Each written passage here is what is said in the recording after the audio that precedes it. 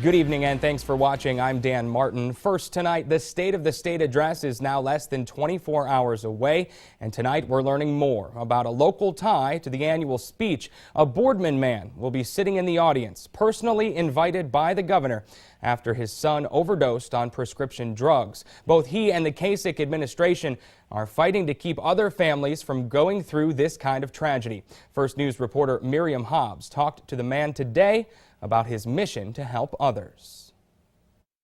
Me as a father, the worst thing can happen in the world is to go to wake your child and find out your worst fear has been realized, and that the child that you raised, that you took to Sunday school, that you gave those values to, is dead from a drug overdose. Angelo Martino Sr. is still grieving from the death of his 32-year-old son, Angelo Martino Jr., more than a year ago. His son became addicted to Oxycontin about 10 years ago after taking the medication to ease the pain brought on by a car accident, and he spiraled from there. When Oxycontin no longer became available, and he progressed to street drugs, in some cases heroin. Throughout his years. Since his son's death, Martino has been on a mission to make sure other families never experience what he's going through. He tells his story at events throughout the community.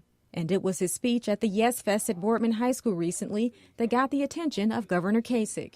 That message made it to the governor's office, subsequently to the governor. Martino says the governor is aware of the drug problem plaguing the community. His office is working on legislation and programs to slow it down and eventually stop it.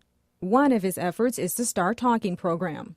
It has to do with parents talking to their kids on a daily basis about the problems and issues and concerns about drugs. He loved being around people. Martino has gotten support from the community, as well as the Boardman Police Department and Boardman School District to fight this problem. We want to be a small part in making a difference so that another parent, another family does not have to go through this tragedy. Martino is also scheduled to give a speech to Kasich's office on Tuesday. In Boardman, I'm Miriam Hobbs for WKBN 27 First News.